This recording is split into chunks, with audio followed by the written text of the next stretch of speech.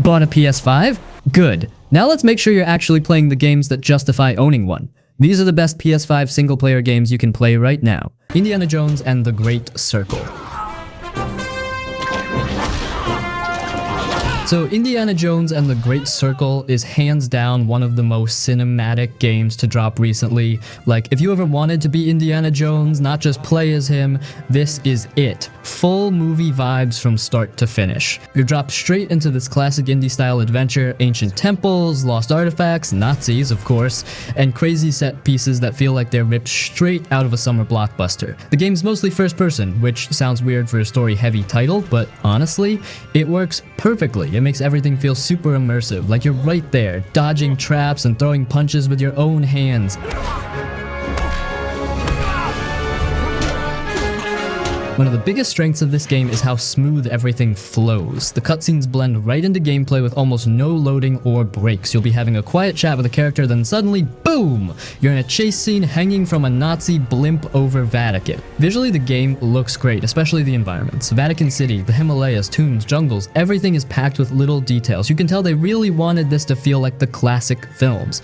Even the smaller character moments, like Indy just talking with someone, feel cinematic thanks to the solid facial animation and voice work. Oh, and by the way, Troy Baker does the voice for Indy, and he nailed it. Like, scary close to Harrison Ford.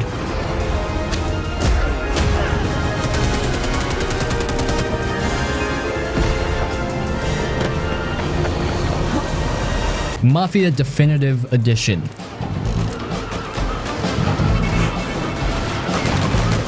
One of the most slept on cinematic bangers out there.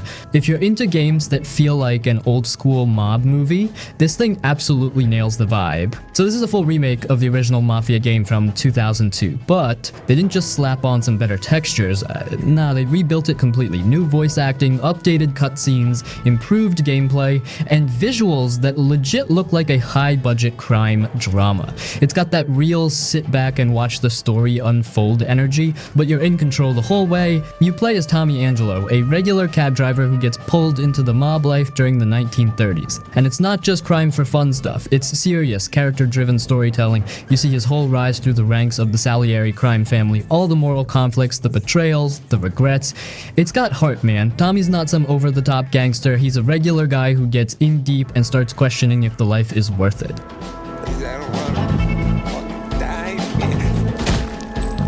Now, what really makes Mafia Definitive Edition feel cinematic is how it's directed. Every cutscene is sharp, great camera angles, super clean lighting, and voice acting that actually feels like it's from a real mob flick. The facial animations are solid too, which makes the emotional moments hit way harder. You'll feel it when Tommy starts to crack, or when things go south with the people he thought he could trust. The City of Lost Heaven also helps set the mood. It's not full of side missions or collectibles like modern open-world games, but it looks amazing. Rain-soaked streets, old cars, glowing neon signs, the whole city feels alive in a cinematic way. You're not supposed to treat it like a playground, you're just living in it, moving from mission to mission like scenes in a film. So yeah, Mafia Definitive Edition isn't about open world chaos or RPG leveling systems, it's about story, mood, characters, and that classic mob movie feel. If you like your games tight, emotional, and cinematic as hell, this one's a must. It's short, but every chapter hits.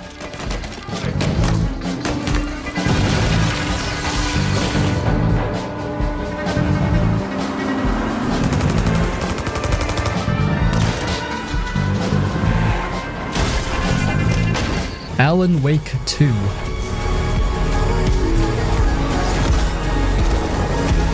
Now this one's pure atmosphere. Like, if you're into story-heavy games that feel like you're watching a slow burn mystery thriller, this one delivers big time. It's not loud or packed with non-stop action, it's more about the vibe, the tension, and the way it pulls you into this creepy, twisted world. You switch between two characters, Alan Wake's the writer trapped in this weird nightmare world, and Saga Anderson, an FBI agent trying to solve a case that starts getting real strange. Their stories are connected, but they're seeing it from totally different angles, and that back and forth, flipping between them, makes the story feel deeper and more layered, almost like watching two episodes of the same show play out side by side. Now what makes this game feel super cinematic is the way it's shot and edited. There are full-on live-action scenes mixed with gameplay, like actual filmed footage blended right into the game. Sometimes you're walking down a hallway and it turns into this trippy, dreamlike moment with flashing lights and live actors on screen. It's wild, but it works. It never feels like a gimmick. It adds to the whole "is this real or not" feeling that the game leans into. Visually, the game is dark, but in a clean way. Forest, cabins, creepy small towns. Everything has that horror movie lighting. Flashlights, shadows, weird flickers of light in the distance. It all feels carefully set up, like scenes from a movie. It's moody, quiet, and full of tension. Sometimes you're just slowly walking, nothing's happening, but you feel the pressure building the whole time.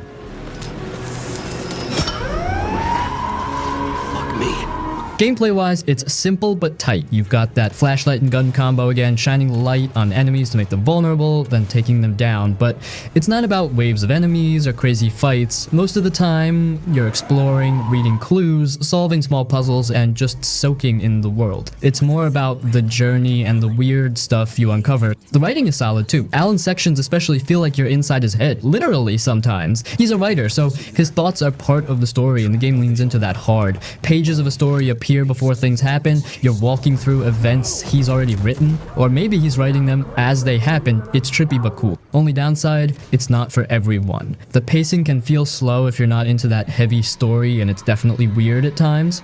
But if you're into games that feel like you're watching a mystery series with horror vibes, this thing nails it. Merge on the facility now.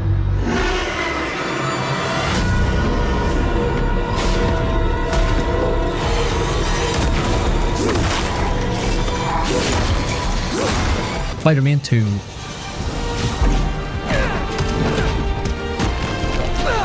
From the moment it starts, it throws you right into the action. The city looks amazing. The lighting, the reflections, the way everything moves, it all feels super clean and polished. And the way the camera follows Spidey when you're swinging through New York, yeah, it's smooth, real smooth. Every little swing, flip, and trick feels like you're watching a scene straight out of a Marvel movie.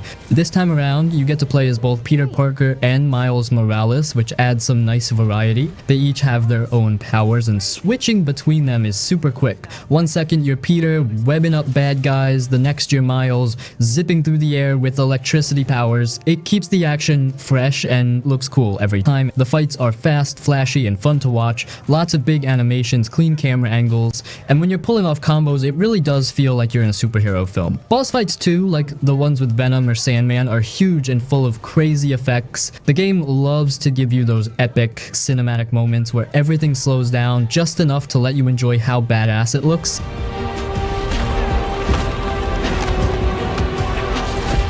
But here's the thing, the game feels short. Not like super short, but for a big superhero game like this, it ends sooner than you'd expect. The story hits hard and fast, and before you know it, the credits are rolling. Also, while the open world stuff is fun at first, it starts to feel a little copy-paste after a while.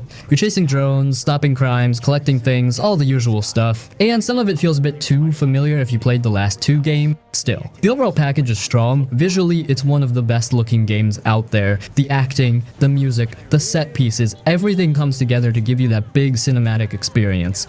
Yeah, it could have been longer and some side content feels like filler, but the main story and core gameplay, super tight.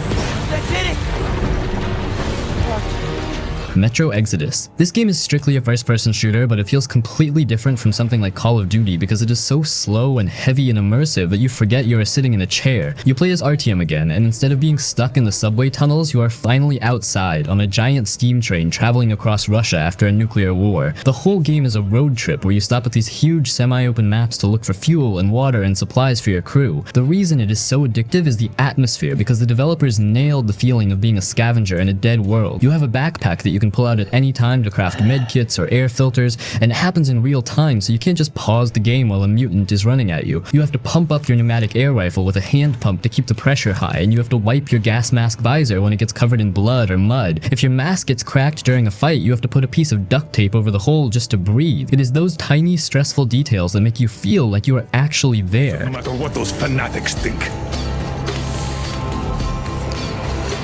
The exploration is the hook, because every single building you see in the distance has something cool inside. You might find a new stock for your AK or a better scope, or just a diary that tells a sad story about the people who lived there before the bombs fell. The weapons are amazing because they look like they are made out of scrap metal and bicycle parts. You have to clean them at workbenches because if they get too dirty from the sand or the swamp water, they will actually jam in the middle of a gunfight, and you will be clicking the trigger in panic while a bandit shoots at you. The train acts like your mobile base, and it changes as the game goes on. You start with just the engine, and by the end you have a kitchen car and a passenger car and a workshop car. You spend time between missions just hanging out with your wife and your friends on the train, listening to them play guitar or smoke cigarettes and talk about their dreams. It makes you care so much about these people that you want to explore every corner of the map just to find better gear to protect them. It is a terrifying and beautiful game that sucks you in with its world and doesn't let go until the credits roll.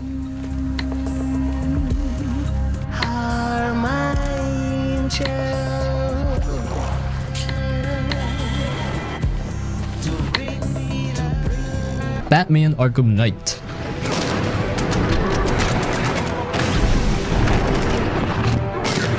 Batman Arkham Knight is the kind of game that doesn't try too hard to be flashy, but still ends up feeling like a full-on Batman movie you get to play. It's dark, smooth, but keeps things serious without going off the rails. Out of all the Arkham games, this one probably looks and feels the most like something you'd see on the big screen, just with you behind the controller. The game starts off with Gotham basically falling apart. Scarecrow's back, threatening to hit the whole city with his fear gas, so people evacuate, leaving behind a ghost town full of thugs and weirdos. It's just Batman, his crew, and a whole bunch of bad guys running around. That's where you step in.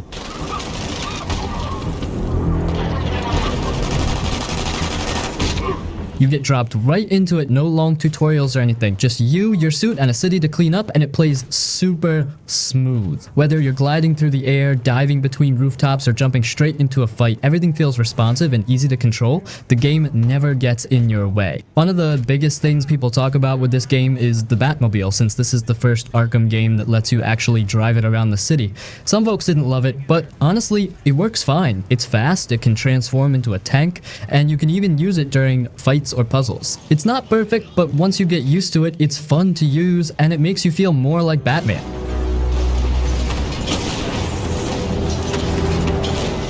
The city of Gotham looks amazing too. It's big but not empty. It's not stuffed with boring side content like other open world games. Everything has a purpose. The rain, the lighting, the glowing signs, it all adds to the mood. It never feels too colorful or fake. It just feels right for Batman. Now the story here isn't just about stopping Scarecrow. There's this new villain, the Arkham Knight, who knows all about Batman and seems to really hate him. The mystery around who he is builds up slowly, and while some players might see it coming, it still plays out in a cool way. And then there's Joker. Yeah, even though he's dead, he's still hanging around in Batman's head, messing with him. Those moments are actually some of the best parts. It shows a different side of Batman, tired, paranoid, and kind of broken, but still pushing forward.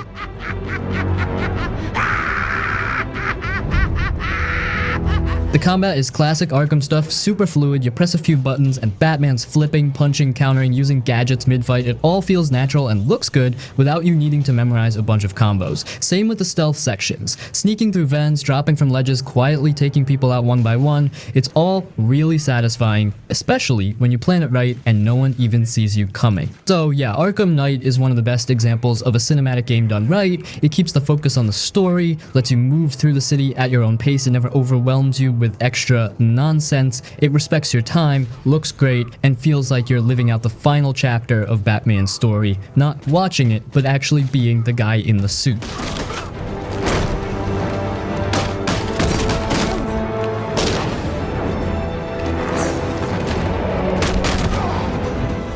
The Plague Tale Requiem.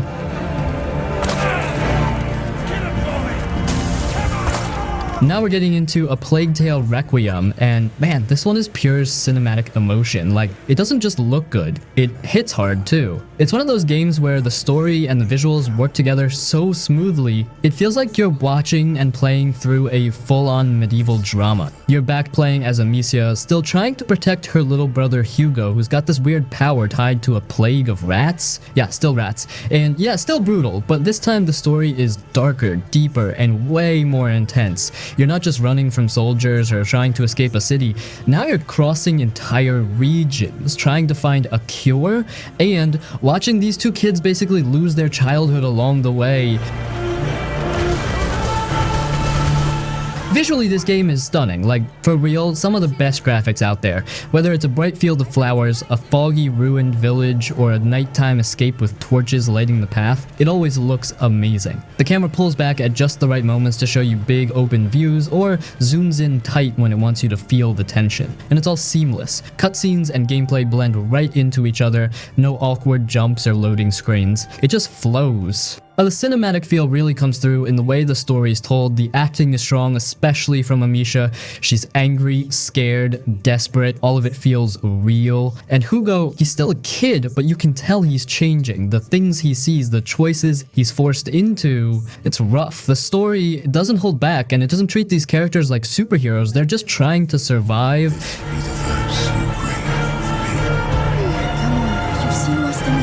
Gameplay is still kind of stealth-focused with puzzles and light combat, but it's stepped up from the first game. Amisha is tougher now. She can fight back more, use more tools, and take on enemies head-on if she has to. But even then, it never turns into an action game. You still feel small. The danger always feels close. And when the rats show up, bro, it's insane. Like rivers of them. 1,000. They pour through cracks, break through walls, flood buildings. It looks incredible and terrifying. A Plague Tale Requiem is basically a story-driven, emotional, dark medieval film, but you're in control. It's got heart, it's got incredible visuals, and it knows how to keep things grounded. It's sad, intense, and totally worth it if you want a game that feels like something real and heavy. Lucas, I feel my mind going.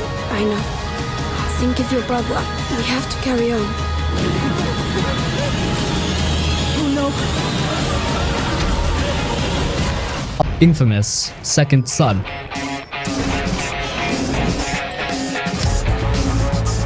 This one dropped in 2014, early in the PS4's life, and it was one of those first games that really showed people, yo, this is what next gen can look like now. It was super slick, super pretty, and yeah, even today it still holds up pretty well.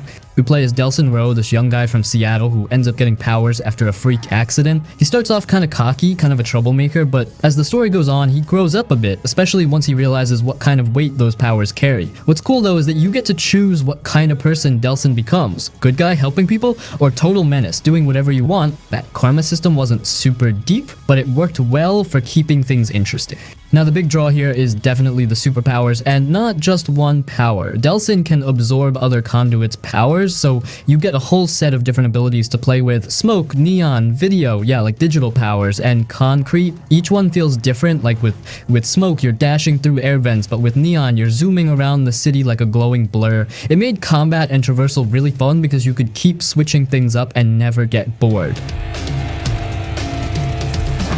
Speaking of the city, Seattle was a great pick for a setting. It's rainy, gritty, kind of moody, perfect for this kind of game. You can climb buildings, glide across rooftops, and blast enemies in the streets. There's always something to do, whether it's side missions, enemy bases, or just cruising around with powers. It's not a supermassive open world, but it's dense enough to keep you moving. That's fast, flashy, and satisfying, whether you're throwing smoke bombs, sniping people with neon beams, or ground pounding with concrete. It all feels clean. It's not super deep like some RPG systems, but it gets the job done and feels good to play. Plus the visuals, especially the particle effects, were a big deal back then and still look cool now.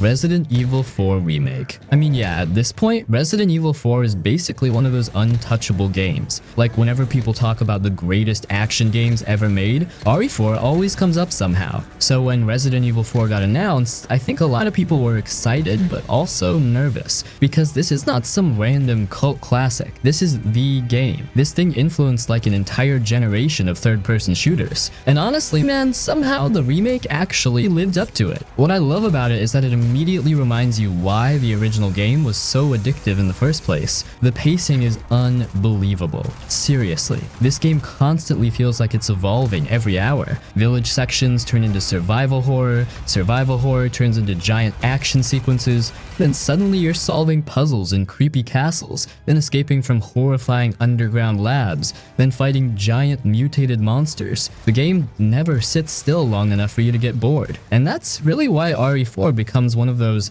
accidentally played for 7 hours games. Every chapter ends with some new weapon, enemy, environment, mechanic, or set piece that makes you want to keep pushing forward.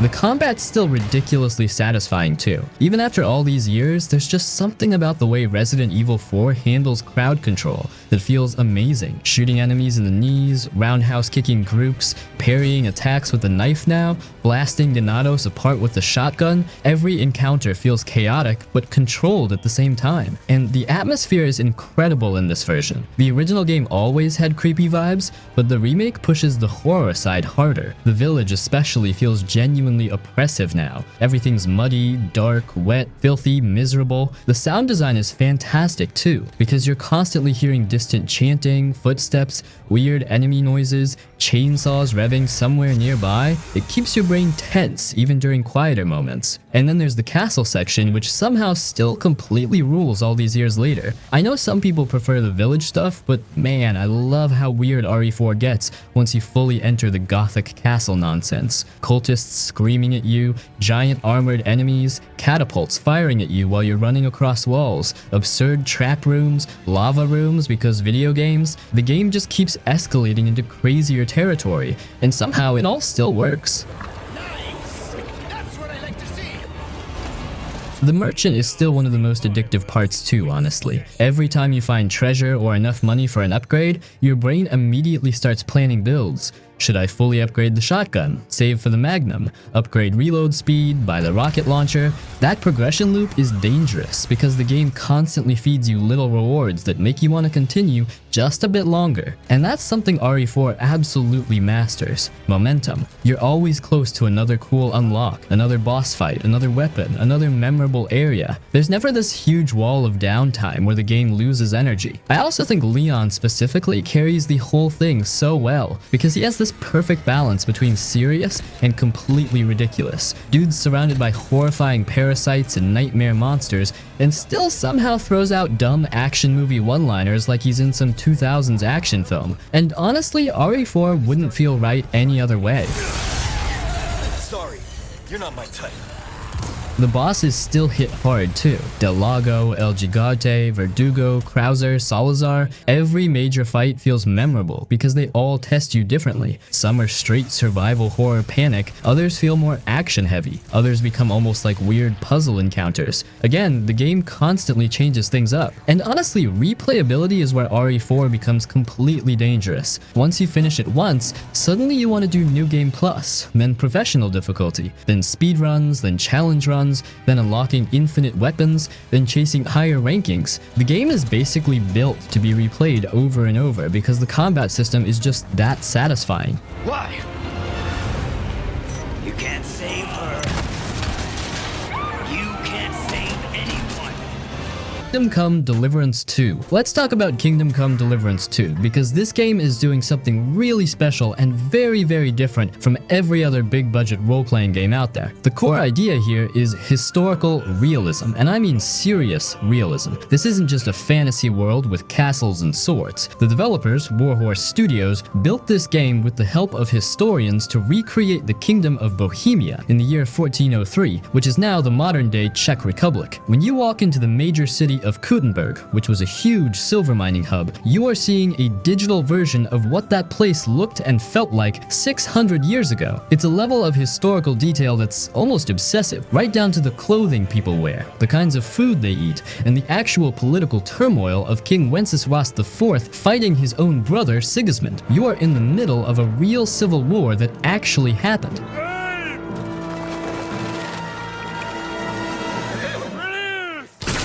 You continue to play as Henry, who started as a peasant blacksmith's son in the first game. This time, he is no longer a total nobody. He's on a quest for revenge that gets him swept up into a much larger conflict of nobles and monarchs. The story is a deep dive into the lives of real historical figures, which makes the whole narrative feel grounded, heavy, and very human. Henry still doesn't have any magical powers. He's just a guy who needs to eat, sleep, keep his clothes from being covered in blood and mud because people will judge you for your poor appearance, and figure out how to survive.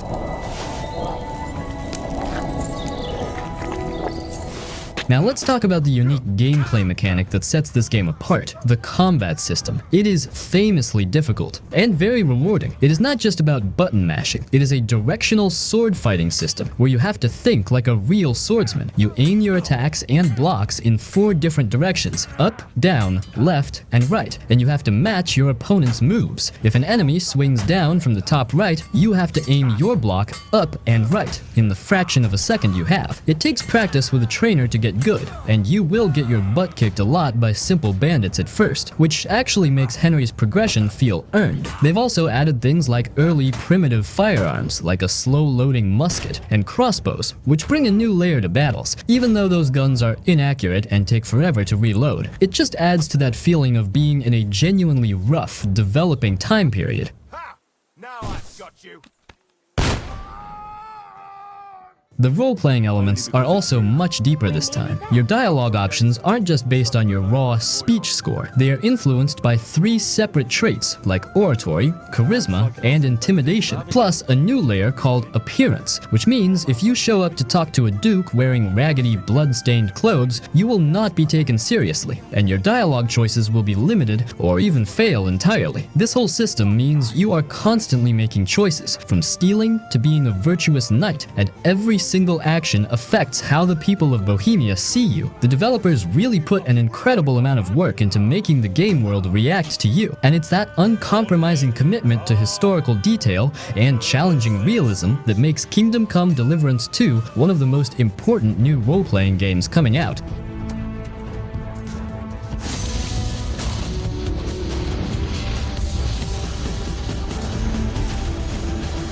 Final Fantasy XVI is really interesting because it's one of those games where you can actively feel the divide between different generations of Final Fantasy fans while you're playing it. Like, this is a series that's been around for, what, almost 40 years at this point? Everybody has their "this was my Final Fantasy game." Some people grew up with the SNES era stuff, some people came in with PS1 games, some people started with MMOs, some people started with FF15, some people literally started here with FF16.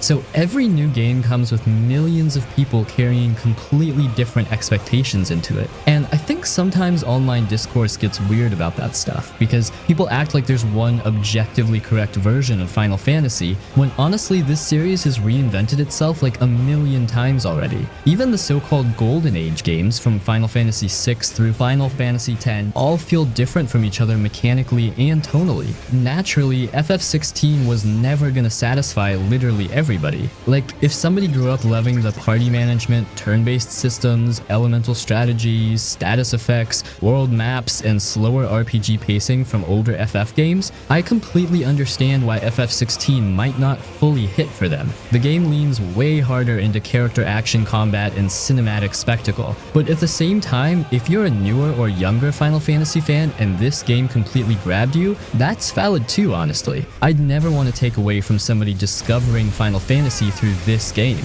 because there's a lot here to genuinely love.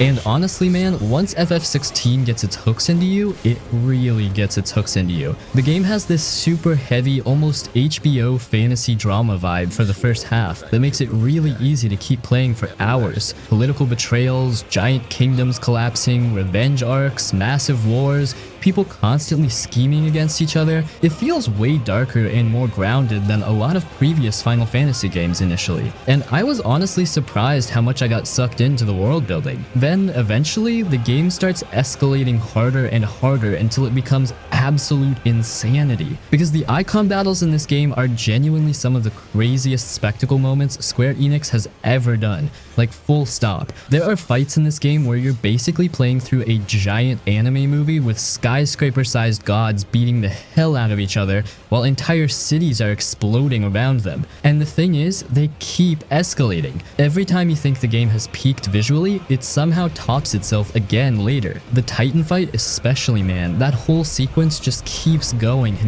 and somehow never loses momentum. Same thing with Bahamut. Those moments are the reasons so many people walked away from FF16 completely obsessed with it, despite some of the criticism around the RPG systems. The spectacle is just unbelievable sometimes.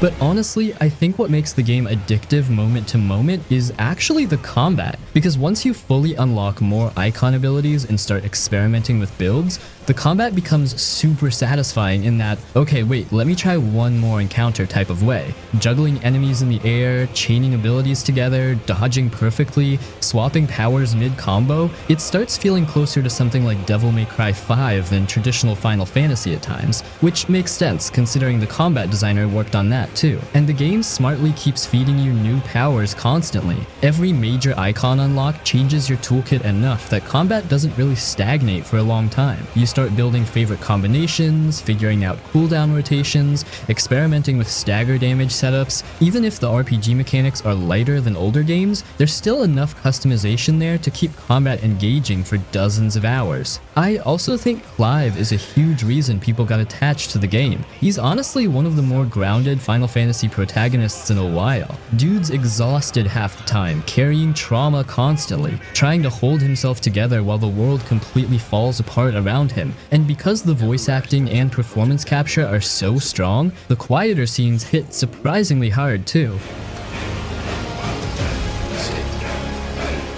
Now, obviously, yeah, the game isn't perfect. Some side quests absolutely kill momentum at points. Some RPG systems feel simplified compared to older entries. There are definitely people who wanted more traditional Final Fantasy mechanics and didn't get them. I totally get that perspective. But man, when FF16 is firing on all cylinders, it really fires. The soundtrack explodes, giant icons start fighting in the background, Clive's zipping around the battlefield throwing absurd attacks everywhere, particle effects are filling the screen, bosses are transforming every 5 minutes. The game becomes ridiculously hard to put down because you constantly want to see what insane thing it's gonna throw at you next.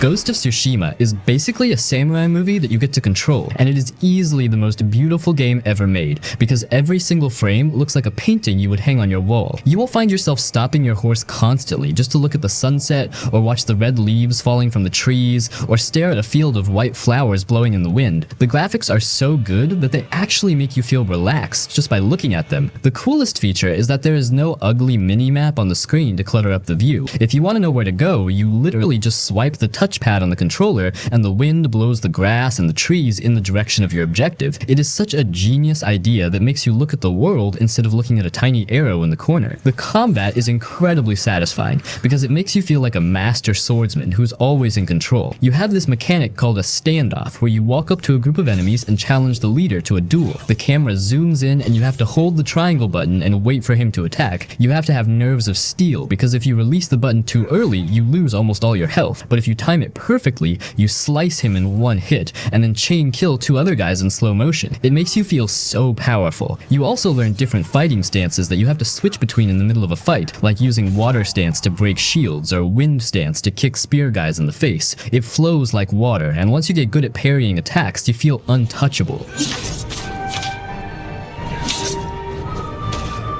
The story is actually really deep because it is all about the struggle between following the rules and doing what is necessary to save your home. You play as Jin Sakai, and you have to decide if you want to fight with honor like a samurai or use stealth and poison like the Ghost. The game does not judge you, but the characters around you react to how brutal you are becoming. You start using smoke bombs and assassinations, and your uncle gets so disappointed in you, and it is genuinely sad to watch their relationship fall apart. But the most addictive part is just exploring the island, because there are so many secrets that are actually fun to find. You will see a golden bird flying in the sky, and if you follow it, it leads to a hidden hot spring where you can rest and increase your health. Or you might see a cute little fox jumping around, and if you follow the fox, it leads to a shrine and then lets you pet it afterwards. Petting the fox is honestly the highlight of the game. It is the perfect mix of zen exploration and violent sword fighting, and you will want to clear every single fog patch on the map before you finish the story.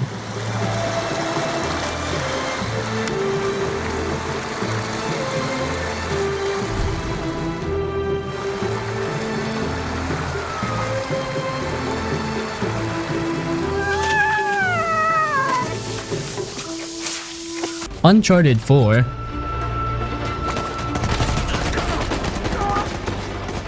And if you have been playing the Uncharted series since the starting days, you must know how big of an influence these amazing games had as a whole on the newer PlayStation games, especially Uncharted 2. And here we are going to talk about the best of all, well, at least for me, which is Uncharted 4. This game still plays and looks like it could be a next-gen title. The fluid animations, the set pieces, the pacing, everything was perfect. It's the last big chapter for Nathan Drake, and you can feel that from the start. He's not the young, wild guy he used to be. He's older now, trying to live a quiet life with Elena, but deep down, you know he misses the thrill. So when his brother Sam shows up asking for help, Nate jumps back in. One more adventure. And honestly, it's his best one. The game takes you all over the world, from muddy jungles to crazy pirate ruins, and every place looks insane. And you know that jeep chase in Madagascar is still one of the coolest moments in any game. And the whole pirate treasure hunt thing, it just keeps getting bigger and crazier as the game goes on. And for the gameplay, everything's smoother here, gunfights feel clean, you can go loud or stealthy, and it's actually fun either way. The climbing feels more natural than before. And then there's the grappling hook, which might sound like a small thing, but it adds so much to how you move. You're swinging across gaps, climbing faster, pulling off cool stunts. It's just fun to control. The exploration is a big deal too. It's not a fully open world, but the levels are wide enough that you can take your time, look around, and find hidden paths or optional stuff. And the visuals, crazy. This was a PS4 game, but it still holds up with modern stuff. The water, the lighting, the little details in buildings. Naughty Dog didn't mess around. So yeah, Uncharted 4 isn't just one of the best PlayStation exclusives, it's one of the best games, period. Great story, fun gameplay, beautiful visuals, and an ending that actually feels like an ending. If you've never played it, you're missing out.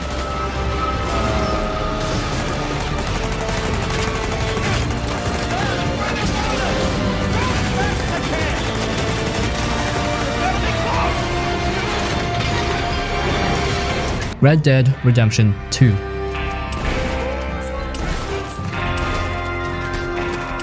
Yeah, not a PlayStation exclusive, but let's be honest, this thing owned the PS4 generation, straight up. It was the only Rockstar game made specifically for PS4, and they went all out with it. Like, this isn't just one of the best games on PS4, it's one of the best games ever made, for me and for a lot of people. Now, of course, the basic stuff, you play as Arthur Morgan, part of the Vanderlyn gang, living that outlaw life while the world around you starts moving on. It's not just a cowboy story, it's a slow burn about loyalty, regret, and watching your way of life fade away. Arthur starts out kind of rough, but by the end, man, you feel everything he goes through. His whole arc is just real. By the time those credits roll, you're not just playing a game anymore, you're saying goodbye to someone. The writing's top-notch, no doubt. Every member of the gang feels like a real person. Dutch, Hosea, John, Sadie, Micah, they all have depth. The campfire convos, the little side interactions, the way things change over time, it's all so detailed. Rockstar didn't just write a story, they built a whole living world that reacts to what's happened. And speaking of the world, this game's world building is insane. You've got forests, swamps, snowy mountains, dusty deserts, fancy towns, broken down farms. It all feels alive. alive, animals roam around, weather changes everything, NPCs have full schedules and react to your actions. You can ride for hours and still find stuff you've never seen. It's probably the most believable open world ever made. Hi there, mister. Hey there. Hello. Hey there, mister. Gameplay-wise, yeah, it's slower than most modern stuff, but that's the point. It's not about rushing through missions, it wants you to live in the moment. Take care of your horse, hunt for food, clean your guns, shave your beard. It's all little stuff, but it adds up and makes the world feel real. You're not just blasting through a checklist, you're living Arthur's life. And visually, even now in 2025, Red Dead 2 still looks better than most new games. The lighting, the animations, the way the mud clings to your boots or how snow reacts to your footsteps, it's all next level. The amount of detail is just unreal. Going to what matters. Do as you're goddamn told. It is us or him. Returnal.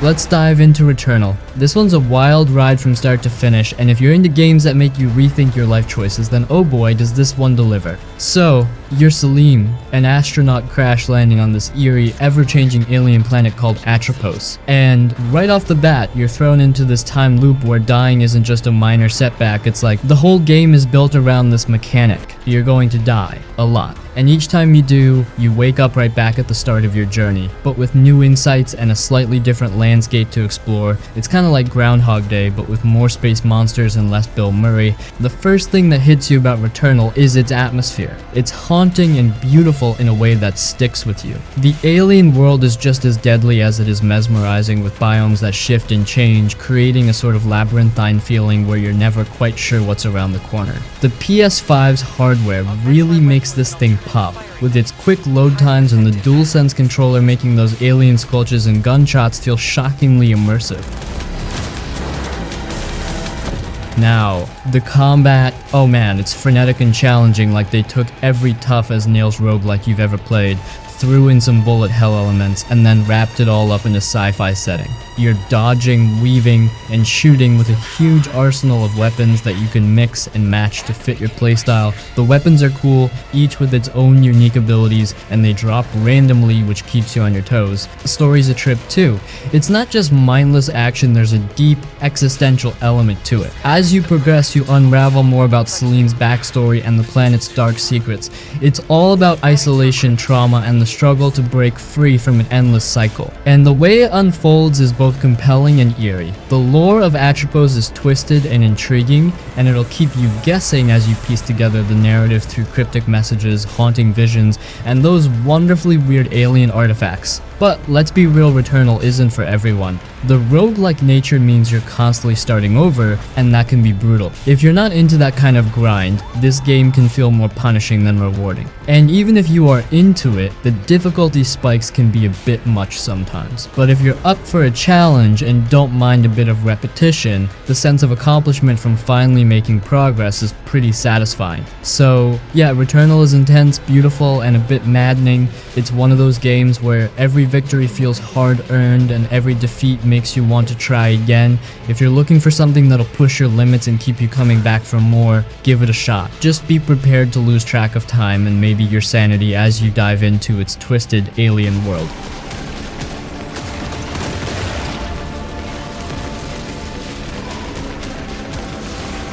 Final Fantasy VII Rebirth grabs you with its size and keeps you there with small, constant dopamine hits. The world feels huge in a way that actually matters. You ride through deserts, wander ruined cities, explore forests, and then find a tiny village with a side quest that hooks you for an hour. The overworld lets you go off the main road and actually find stuff worth your time. Everything you stumble on has a little reward: gear, a memory, a tiny scene with the crew, and that one more detour itch never goes away. Combat is this perfect messy mix of thinking and button smashing that feels modern but still smart. You can flow into fast attacks and dodges, but the ATB style system sits underneath and rewards planning. Use a limit break, switch character mid-fight, throw a spell, then finish with a huge cinematic. The game hands you options and then asks you to make combos look cool. Boss fights push you to learn patterns while also letting you feel powerful when you pull off the right rotation. Upgrades, materia, and new weapons keep you tinkering with builds, so you always want to test one more setup. Character stuff is huge. The party is loud and human and messy. The way the game drops little character beats beats while you're just wandering or doing a side mission makes the whole cast feel alive. You do a tiny mini game with someone, you get a cutscene with another, you laugh, you get stirred, and suddenly you care about random NPCs. Those small emotional moments add up and make you want to keep playing because you want to see what the group does next.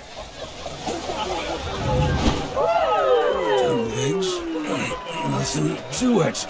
That said, some people complain there are too many minigames and filler quests. I get it, and I agree, it can break the story pace a lot. One minute you're right in the middle of something huge, and the next minute you're doing a weird fetch quest or a batting cage challenge that feels like window dressing. It interrupts the momentum, and if you're chasing the main plot, it can feel annoying. Even so, it's not a deal breaker. The game is still great. The filler gives you ways to relax, make cash, or find a cool weapon, and honestly, some of the side nonsense is fun in a dumb way. If the pacing bothers you, there's an easy fix. Do 2 runs. One playthrough focused on main story beats and pushing the plot forward, and another playthrough for the side content, minigames, and everything else you skipped. That way you get the best of both worlds, a tight story run and a separate run where you can poke at every corner of the world. Visually, the game is slick. Close-ups, facial animation, weather, and lighting, all of it looks like it belongs in a big budget show. The team used the hardware well, so most of the time everything feels smooth and alive. There are plenty of flashy cinematic beats that make combat and story moments feel huge, but the non-stop visual polish is what makes wandering around actually fun instead of boring. Rebirth is addictive because it stacks tiny rewards on top of big ones. You get a story chunk that matters, then you get a cool weapon, then a new skill, then a side scene that makes you smile, and you keep chasing those hits. If you like games that mix big, sweeping moments with tiny personal ones and keep giving you reasons to poke everything on the map, this one will eat your free time without shame.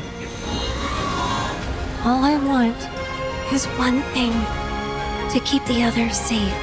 It's upon us. The reunion. When worlds merge. Guardians of the Galaxy 2021. I really think Marvel's Guardians of the Galaxy is one of the most pleasantly surprising single-player games in the last couple years, because I remember a lot of people completely writing this thing off before even touching it, mostly because it got unfairly dragged into the whole live service superhero game mess happening around that time. People saw Marvel, saw Square Enix attached, and immediately assumed this was going to be another grindy loot game or something. And then you actually play it and realize, nah, this is basically just a really solid old-school single-player adventure game with a ridiculous amount of heart. And honestly, the biggest reason it becomes so addictive is the characters. Like, the game absolutely nails that feeling of being stuck on a spaceship with a bunch of dysfunctional idiots you slowly start loving more and more over time. The dialogue never stops. Ever. These characters are constantly talking during exploration, combat, walking sections, random side paths, elevators, ship conversations, and somehow it rarely gets annoying because the writing feels surprisingly natural. That's the dangerous thing with this game. You keep playing because you genuinely want to hear the next conversation. Like, you'll find yourself slowing down during exploration sections just to hear Rocket finish roasting somebody or Drax say the most unintentionally insane thing imaginable. The banter becomes part of the gameplay loop, honestly.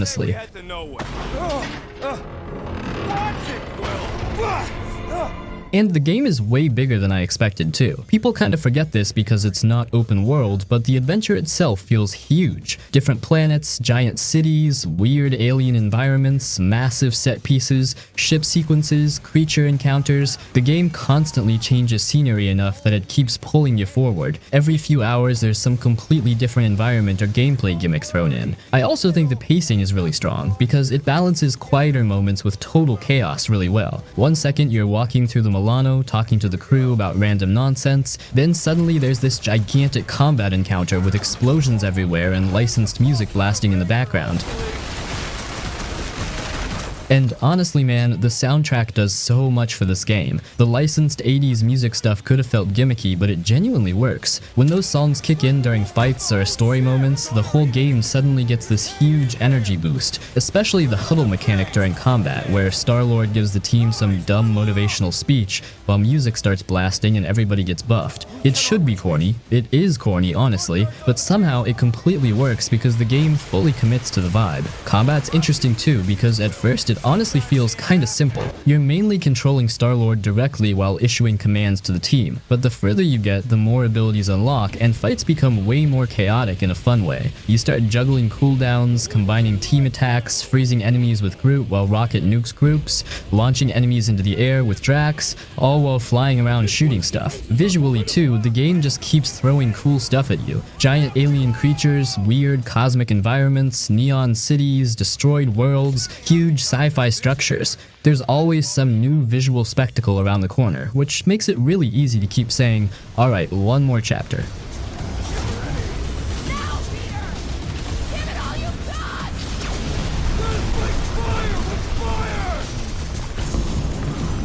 God of War Ragnarok.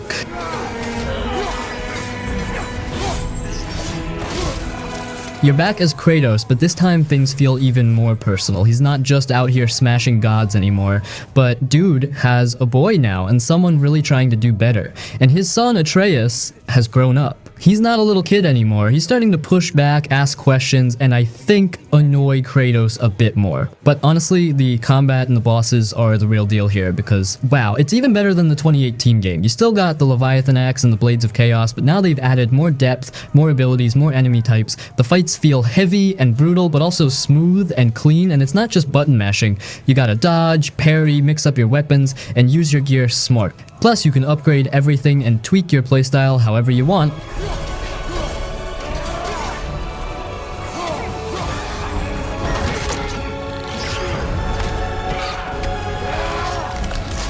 And man, the boss fights, absolutely wild. You'll fight giant beasts, angry gods, powerful warriors, and each one feels different. The Thor fight early in the game alone feels like something that would have been a final boss in most games, and that's just the start. The world design is also next level. You get to explore all 9 realms this time, each one looking and feeling totally different, from snowy forests to lava-filled caves to magical floating lands. The art direction is gorgeous. It's not open world, but the levels are huge and packed with secrets, puzzles, and side quests. And speaking of side quests, they're actually worth doing. They're full of good writing, character moments, and sometimes even full-on story arcs. Now it's yours.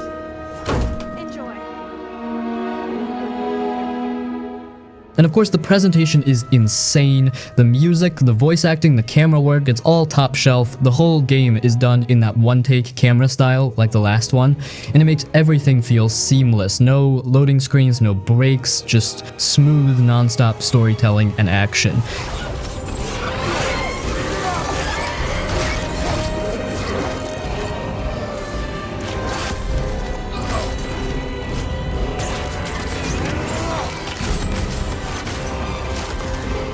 Black Myth Wukong. Alright, let's talk about Black Myth Wukong. This one's got everyone buzzing, and for a good reason. I mean, it came out of nowhere, and suddenly everyone's like, hold up, is this the Dark Souls of Journey to the West? And honestly, yeah, kinda, but with a lot more monkey business. You're stepping into the fur-covered shoes of Sun Wukong, the Monkey King himself. This dude is legendary in Chinese folklore, with more tricks up his sleeve than a stage magician at a kid's party. And the game leans hard into that. From the early gameplay we've seen, you're doing all kinds of wild stuff, transforming into insects to sneak past enemies, whipping that magical staff around like you're trying to clean up a brawl, and just generally making everyone's life hell in a really flashy, over-the-top way.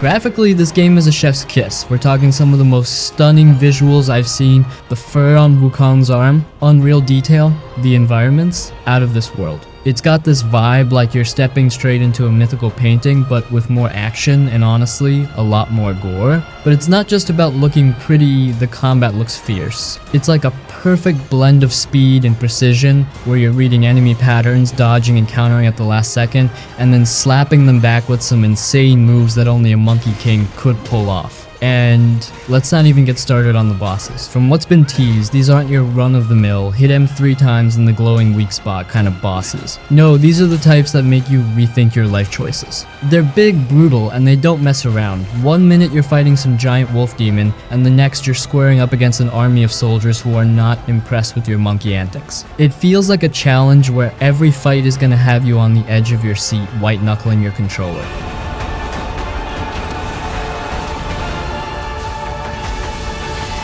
Last of Us Part 1.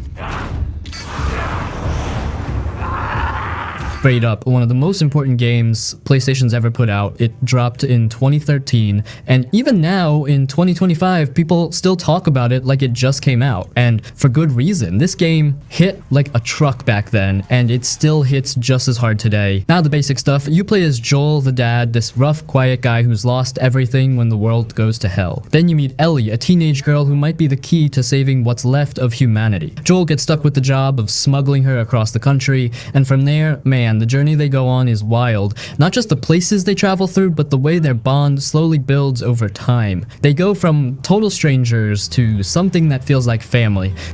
You know, I've never been this close. It's the outside.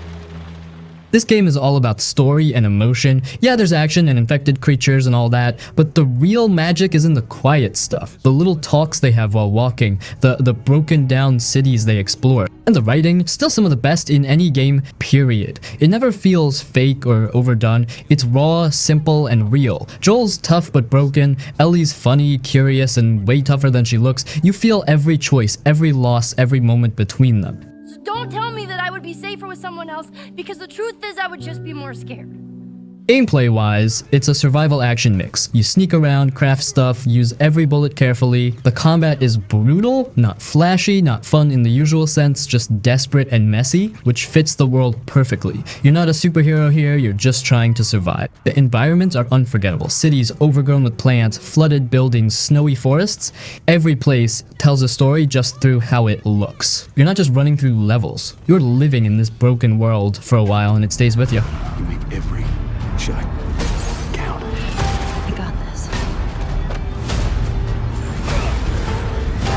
The Witcher 3. The Witcher 3 is honestly one of those rare games that just pulls you in and doesn't let go. The world is massive, but not in a way that feels overwhelming. It's more like wherever you go, there's a new story, a hidden detail, or something that makes you feel like you're in a living, breathing world. If we talk about the combat, then it's pretty cool, with a mix of swordplay, magic, and potions, though it can feel a little repetitive if you're just slashing away. But what stands out for me is how every decision you make actually feels like it matters. Go away, or I'll kill you. You think you're just choosing between a couple of dialogue options, and then 5 hours later you're dealing with the consequences in ways you didn't expect. It's got that kind of depth. Honestly, there's a lot to talk about, as every gaming feature such as environment, characters, story, open world, and much more are perfect in Witcher 3. Sure, for some players the initial hours are boring, but I just don't know how people can ever hate this game after finishing it. Witcher has been one of the most iconic titles of all time. A lot of RPGs have taken inspiration from it. There's even a TV series starring Henry Cavill, and don't even get me started on the books. If you guys ask me, then I just want to say that if you are looking for some deep open world RPG where every feature is perfect, then Witcher 3 will be a great choice. If you are getting bored in the first few hours, then wait for it, because the game definitely gets better.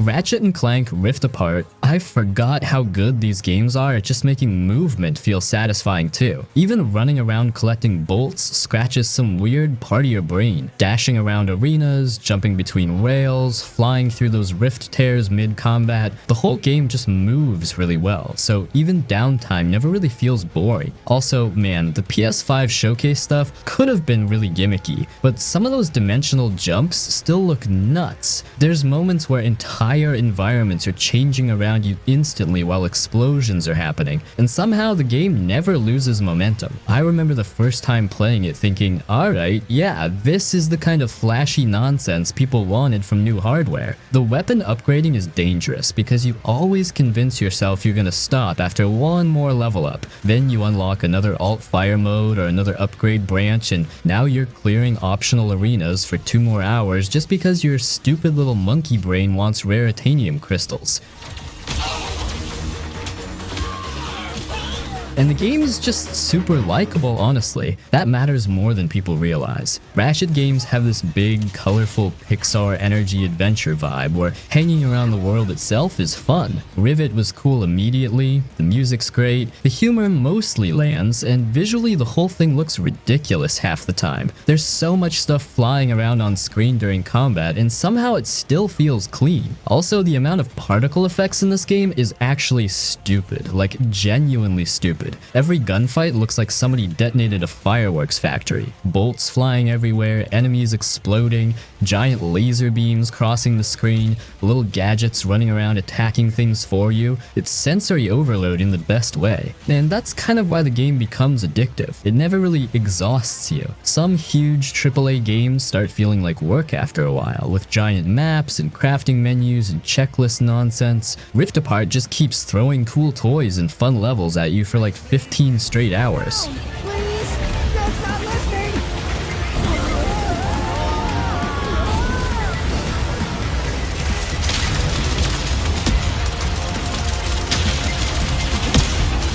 Sekiro, Shadows Die Twice. This game is probably the hardest game on the entire list, but it is also the most satisfying video game you will ever play in your life, once you learn how to do it. It is made by the same people who made Dark Souls, but you have to forget everything you learned in those games, because if you try to roll around on the floor, you will die instantly. Sekiro is all about standing your ground and deflecting the enemy's sword swings with your own sword. It creates this incredible rhythm of metal clanging against metal that feels like a deadly dance. You have to tap the block button at the exact split second the enemy hits you, and when you get good at it, you feel like an actual ninja master. The reason it is so addictive is because of the difficulty curve. At the beginning of the game, you will get destroyed by basic enemies and you will feel like giving up. But then there is this magical moment that every player talks about where the combat just clicks in your brain. Suddenly you stop panicking and you start reading the enemy movements. You realize that you're not trapped in a room with a boss, the boss is trapped in a room with you. The rush of adrenaline you get when you finally beat a boss that has been killing you for 3 hours is a feeling that no other game can give you. You will literally be shaking with excitement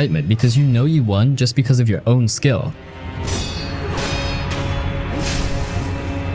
You play as a shinobi with a prosthetic arm that has all these cool gadgets in it. You can shoot fire or throw shurikens or use a spring-loaded axe to break shields. You also have a grappling hook that lets you zip around the rooftops like Spider-Man, which makes the exploration feel super fast and vertical. The levels are beautiful versions of feudal Japan with burning castles and snowy mountains and giant snakes. Since you are a ninja, you can sneak around and stealth kill enemies if you want to thin out the herd before the real fight starts. The coolest mechanic is right in the title, because if you die, you can actually resurrect yourself right on the spot. This lets you play mind games with the enemies because they will turn their backs on your dead body and think they won, and then you stand up and stab them in the back. It gives you a second chance to fix your mistakes. The sword fighting is so sharp and precise that once you beat the game, you will immediately want to start a new game plus just to bully the early bosses that gave you trouble the first time. It demands your full attention and refuses to hold your hand, and that is exactly why you cannot stop playing.